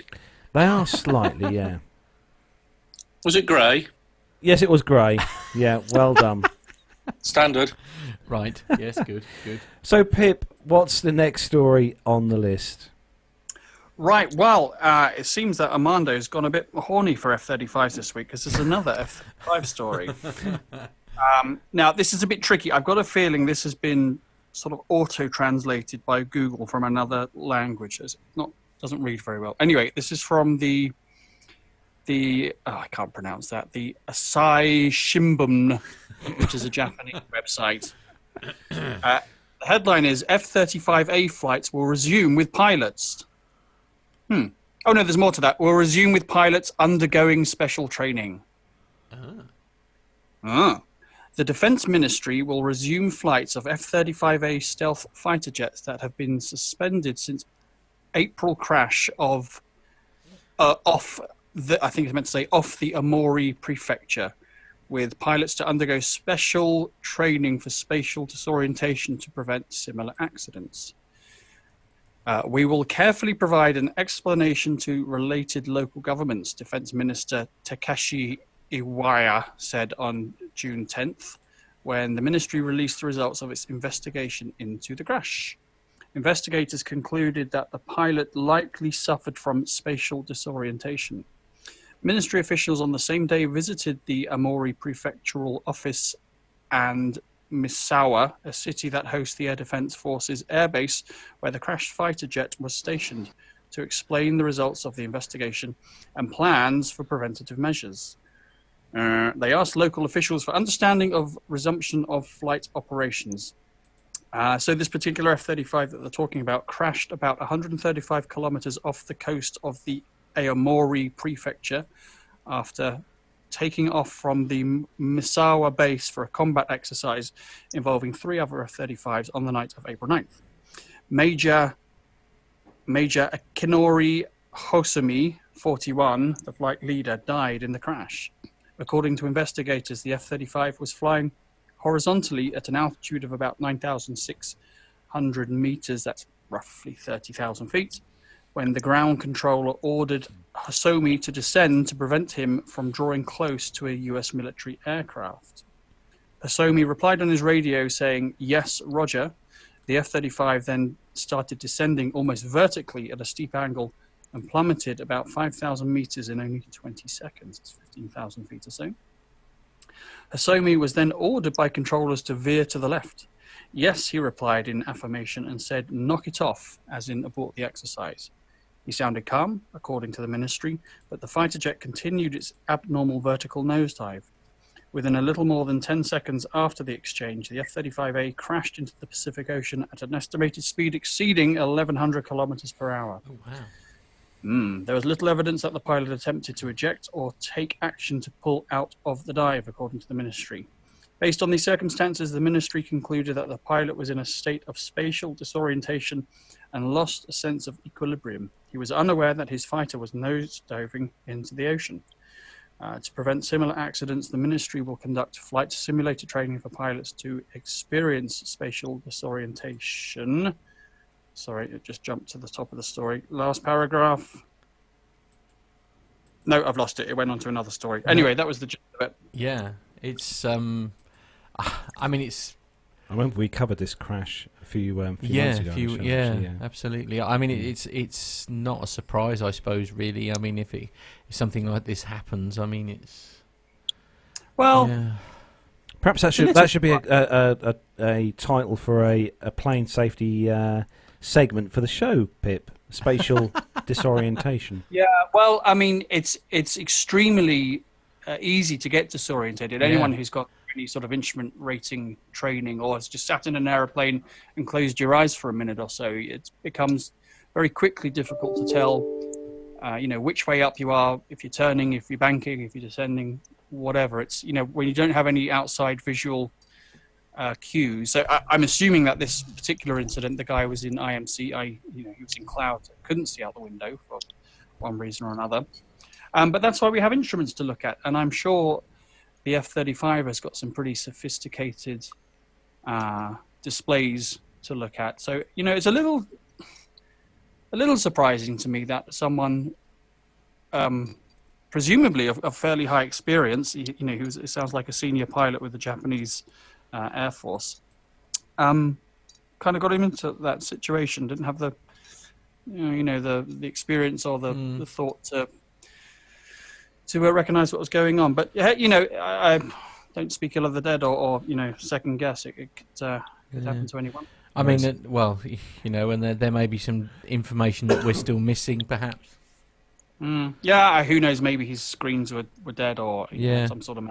Who knows what? But it's I'm sure all will become apparent shortly.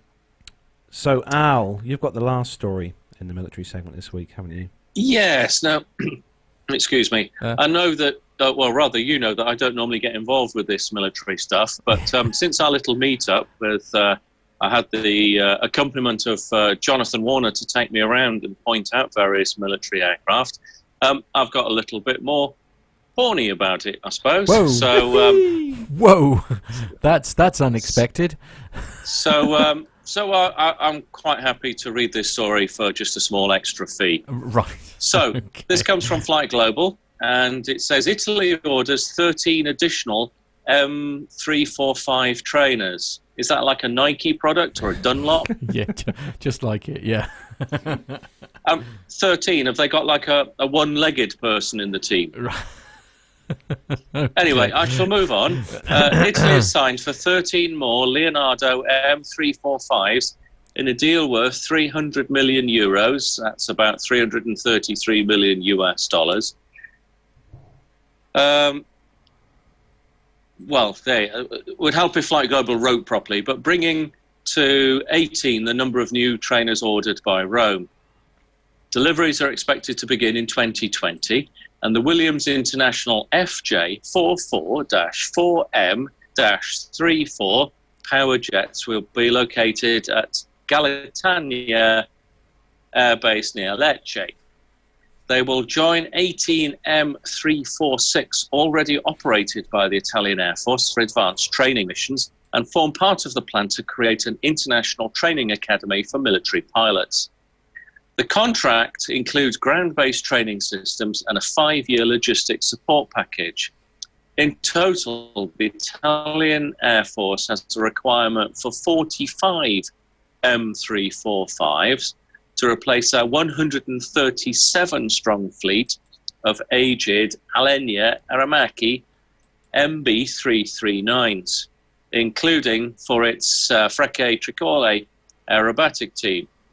An initial production example performed its maiden sortie in December 2018.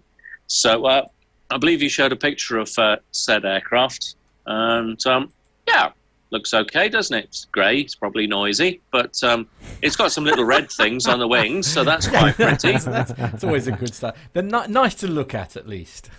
There's a lot of numbers in there, isn't it? I mean, what's the difference between an M345 and an M346? Do we know? One. the number one. Always. Yeah. Yes. Has it got like an extra section for more people in it or something? I don't know. Mind you, see, now you say that, but Mr. Muggins here, who knows naff all about aviation, and you've got a 777, and then the -8 and the -9 means nothing to me.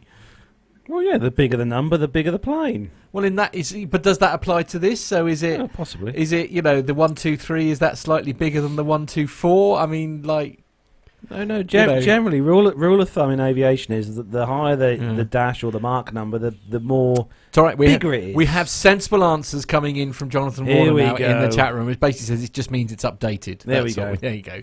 All right. So the 346 is the new version. Presumably, yes. It's got so they've bought some 345s. They must have got a deal then. They were obviously stuck on the shelf or something like that. Neil Lamworn says apparently the 346 has the optional cup holder that you don't get on the 345. Yes. Okay. He doesn't seem very impressed by that. That one. Yeah. Oh well. Anyway, who would buy an aeroplane that doesn't have a cup holder in the first place? Does your 321 or 320 have cup holders then? I mean. Yes, it does. Oh, okay. I mean, perhaps if they're busy flying. What a bloody stupid question! Of course, it's got cup holders.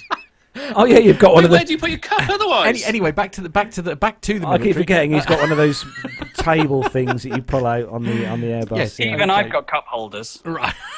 Okay. I mean, what on earth do you think people do? Do they just sit there with a thing in their hand for 6 or 7 hours? Scalding, burning the skin off their, delicate membrane of their very highly toned muscular hands that will perform those death-defying feats close to the ground. Of course he's got bloody cup holders. And tables, Nico says, and powered windows, says Liz Bowen Nelson.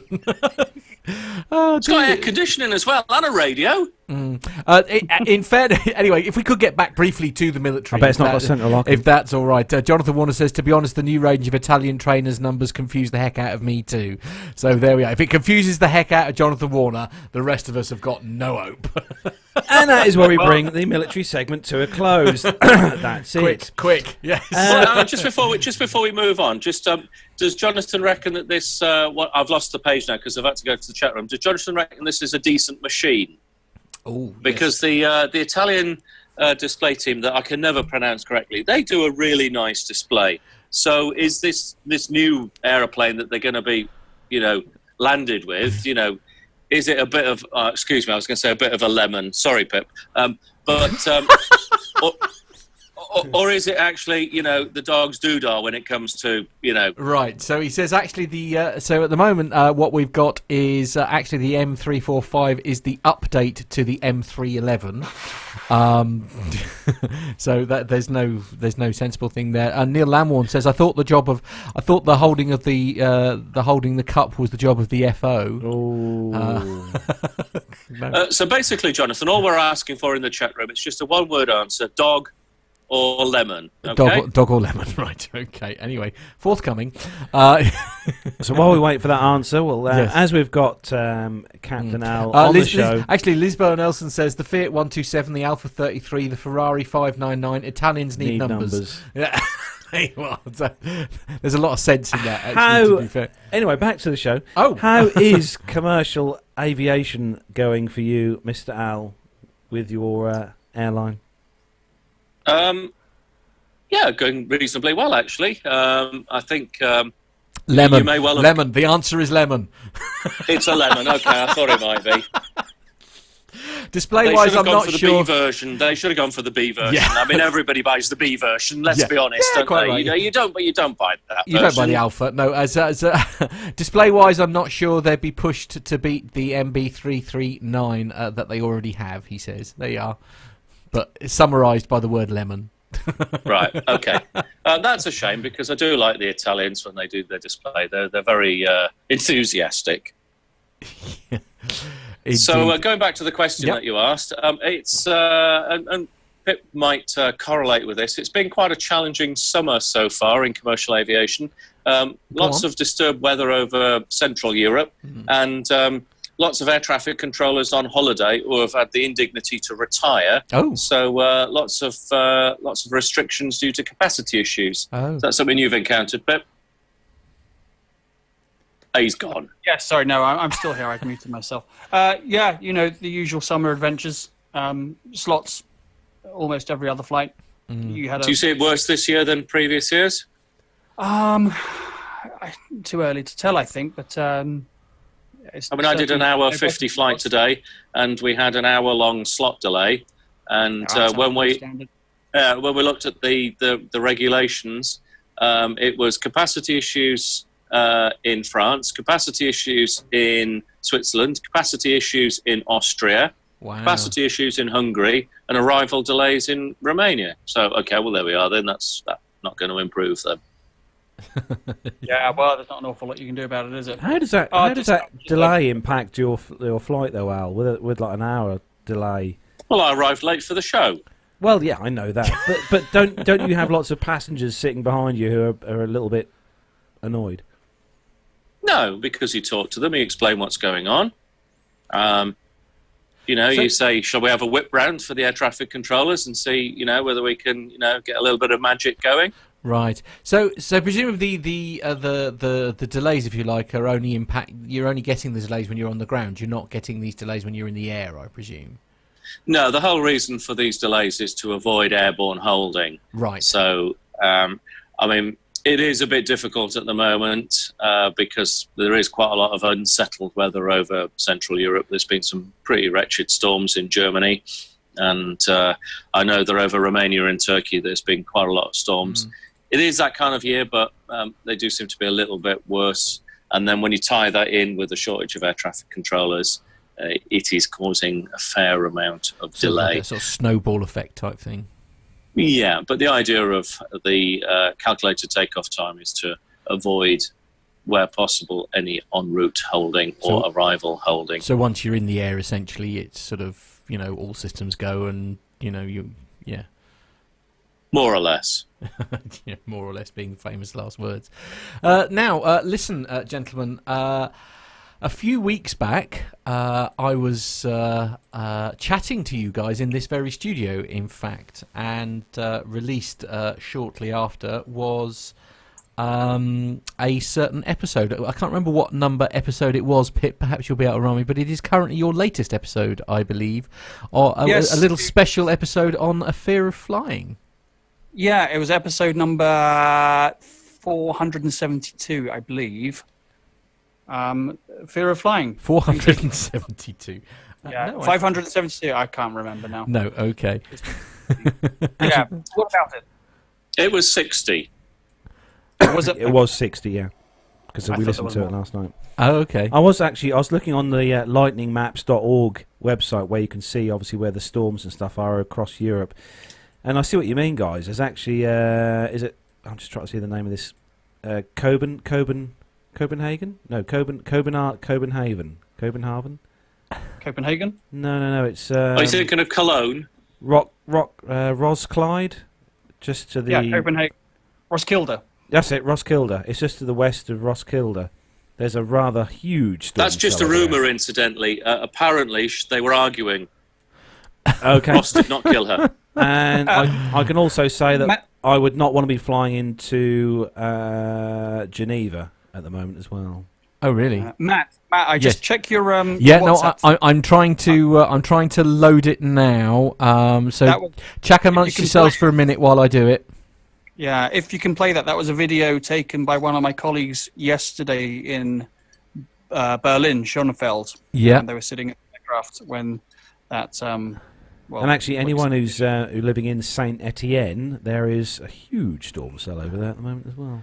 Okay, so if I can trouble our director to put my laptop as the feed, there we go. There's the video. Now, just talk us through this, Pip. Well, this is a great big mother of a storm, and all those bits coming off the roof of a hangar. Whoa, that is horrendous. And this is one of your colleagues, you were saying?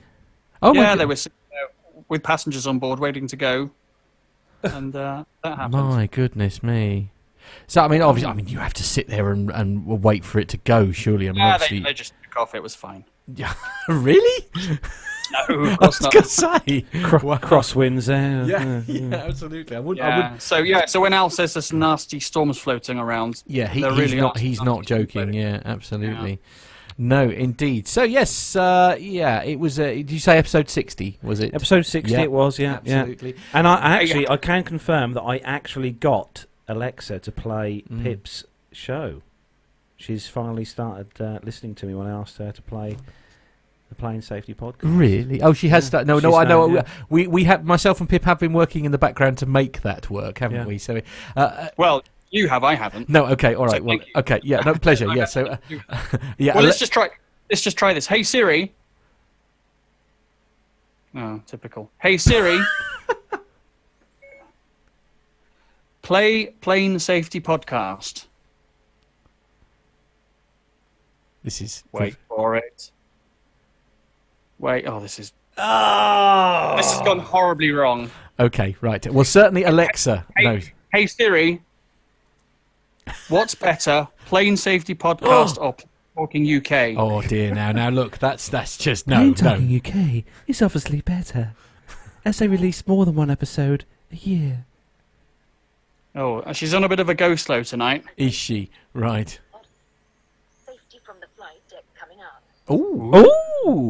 Oh, she found you. She knows what you're talking about, yeah. You felt very good, absolutely. Hey Siri, can you order me a 24-inch deep pan Hawaiian with extra?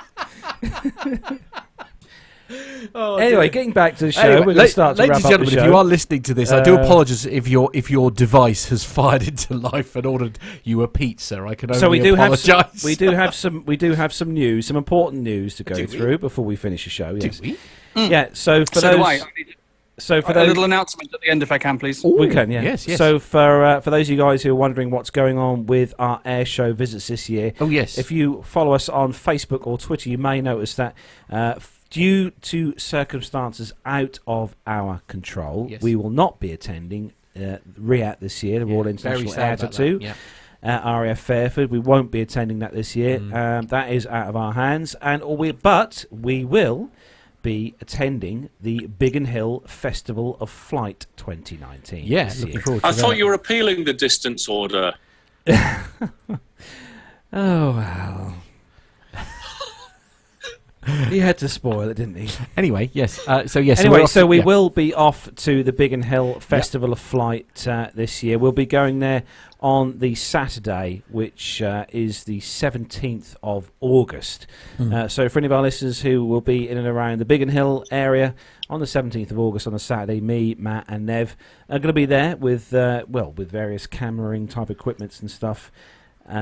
Recording, doing bits and pieces there, and I can also say as well that probably in a few weeks' time we're going to have the guy who puts the whole show together on the show as a guest, and we're going to have him on the show to talk about the Festival of Flight and what it takes to put the show on, and about his involvement in the whole air show process at Biggin Hill. So I'm looking forward to that, Matt. It's going to be a nice show. No, it is. They're definitely going to be good. Yeah, it's going to be really good. Pip, you said you have an announcement, and I must admit I sit here very nervous at the idea. No, nothing earth-shattering. Just It's cleared up, has it? Good. Yeah, I'm coming out of the closet. You're right. Okay. Close the door. I'm glad the antibiotics have worked. Lovely. God help us. Yes. Okay. No, just Just a bit of Oshkosh information, actually. Cool. So Okay. For those going to Oshkosh, which includes myself and Al and Adam and a whole bunch of others. Yeah. On the Saturday morning of the last weekend, 27th, I think it is, there's a 5K runway run. Oh, cool. Walk, jog, sprint that I'm taking part in. Steph's taking part in. Even Al is taking part in. I beg your pardon. Correct. Yes, it is. David Abbey. I wouldn't normally speak for the Jeff and Dana and Nick, but I think on this occasion I can, and I can say that they are definitely going to be sprinting the 5K as well. Right. So if anyone wants to join us in a bit of a lark on the Saturday morning and run down the runway, wearing a podcast T-shirt, that's the rule. Then Right. Then do it. There's a link somewhere. I don't know. Maybe you can put it in the show notes or something. Okay. Well, if you send me the link, I can do that. Yes, that's not a problem. Yeah. So I think it costs $25 to do it, but you do get a T-shirt at the end. Is there some fundraising going to go into part of this? Well, all the funds go to whatever my medical bills. That's where the funds are going. My medical bills. And have you got somebody who's going to be running alongside you with appropriate snacks? I have. Yeah, right. Well, exactly. This is it. I can't imagine you running an entire 5K without at least like 25 ice creams. Yes. Jennifer is bringing donuts. Oh, good girl. This is what we like to hear. Absolutely. And I'll be running about 5 feet behind Steph, which for me is fantastic. Right. For about the first 1K, and then that gap will steadily it'll be about increase. 5 miles. Yeah, absolutely. Well, motivate, try and keep up. Anyway, this is terribly inappropriate. So great news. So remind me when you're in Oshkosh, guys. What are the dates? July. Great. Thanks Lovely. for that. Not far away then. So about a month away, ladies and gentlemen, towards the end of July, is it? Yeah, I think everyone's kind of coming at different times. I'm going on... Excuse me, sir. Oh, for goodness sake. Family show, ladies and gentlemen, family show. Yeah, I think Oshkosh itself runs from about the 20th to the 28th, something like that. Okay. I'm there on the 23rd. It's literally straight after Riat. So. Okay. Cool. Yeah. So, well, hopefully we can persuade you guys to get some content for us, and we can hopefully share it with everyone through the show. You never know. And I can confirm that Tanya Wyman got her T-shirt. Oh, brilliant. Oh, that's good. Yeah, she got her T-shirt, and she's going to be wearing that at Oshkosh as well next month. Oh, brilliant. Oh, hang on. There's another Oshkosh announcement. Oh, okay. Since Al's being a bit coy about this. I do believe a little birdie told me, I heard a rumour on the grapevine, that Captain Al is himself giving a presentation at Oshkosh to literally some people who will be there on Fear of Flying. So if you're at Oshkosh and you want to go and listen to Al rabbit on for an hour or so, then you can. I don't know why you would, but you can. That's very good. So that is... Yeah, what all the merrier. Yeah, what day is that on, Al? Oh, I knew you were going to ask, and I can't remember. But, well, anyway, I mean, Oshkosh itself runs from the 22nd to the 28th of July. Thank you to our director who's just sent that in. 22nd to the 28th of July is when Oshkosh is actually happening. So are you guys there for the whole show, or are you just sort of there for a few days? Or No, I'm there for half of it. Okay. I think Adam's most of it. The APG guys are there for all of it, of course. They're doing their Osh Blast. Yeah. I'm there from Monday till Sunday. Okay, so you're there for the whole lot then, pretty much, yeah. Yeah. So what's your excuse, Carlos and Matt? Why aren't you going? Let's think, Matt. Why won't we be going? Sorry, I haven't got my wallet with me. No, unfortunately, financial restraints mean that we're unable to attend, unfortunately. But I must admit... Come on, you've got your own coffee fund. I know how much you've got in there. Yeah. Not enough for 2 cameras that I've been pestering... 3 cameras I've been pestering for months. The coffee fund has just been utilised today for... We're investing in some new cameras. In some HD cameras for the studios, which have been ordered today. So looking forward to getting those installed. Yeah, so quick thanks while we're on the subject to our Patreon donators, because we're upgrading the studios. Anyway, look, guys, what are you up to next week? Next week, Carlos?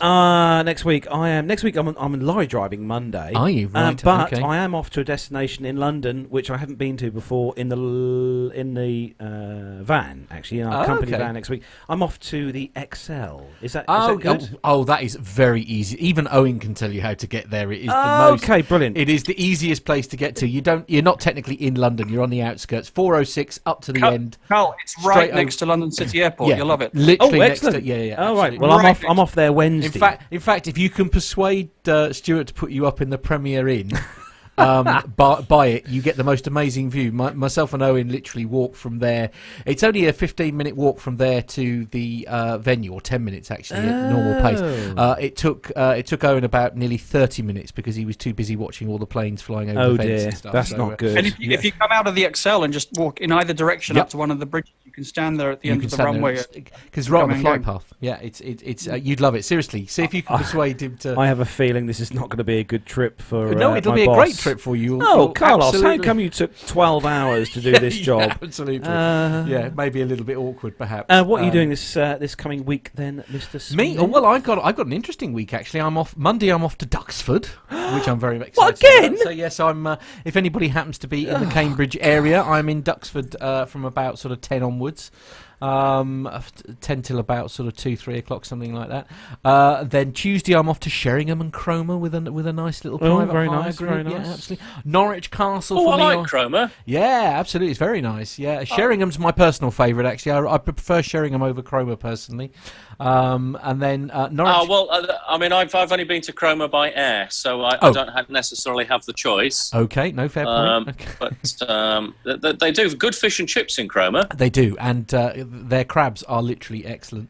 And moving on, Norwich Castle on Wednesday, and you can get cream for them. Yeah, indeed. And then on Friday, actually, I'm visiting a couple of universities with some students, taking them to a couple of universities in sort of like Northampton, sort of the area. So I've got a fascinating.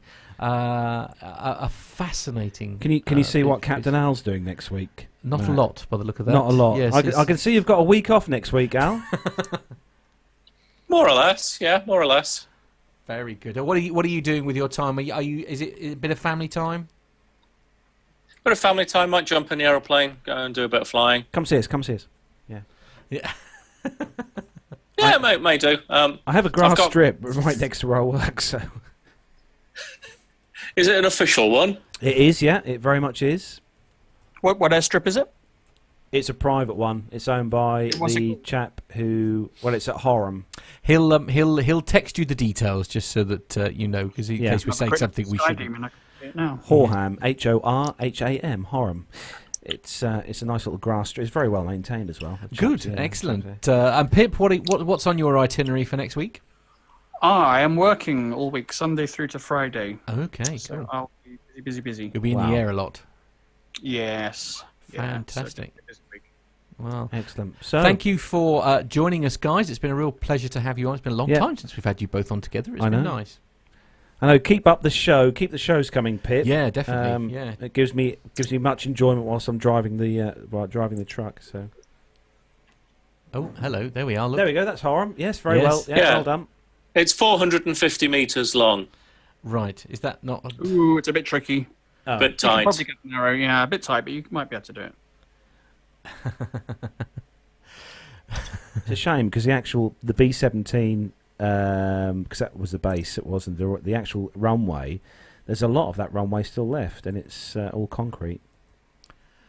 But that's not very well maintained. So, but anyway. I do digress. So we're going to say a big thanks to everyone who's joined us in the live YouTube chat room this evening. Thanks for joining us and listening into the show. And also thanks to everyone who downloads the show via the realms of iTunes and Stitcher and Podbean and all the other downloady type apps that you may use on your smartphone devices. So thanks for that. Indeed. That's where we bring the show to a close. Thanks very much for joining us, guys, and we'll see you. Oh, hello. And don't forget, we will be back for a different show time next week due to technical constraints with the team here. We will be doing. I'm working Friday. Yeah, we will be broadcasting on Saturday morning. Yes, and we have hopefully got a couple of Australian guests lined up to be on the show. So hopefully you can join us for our show next Saturday at 10 a.m. That's it, guys. Take care. We'll see you for 274 next week. Everyone say goodbye. Take care, everyone. Have a great weekend. Woohoo! Goodbye. Bye-bye.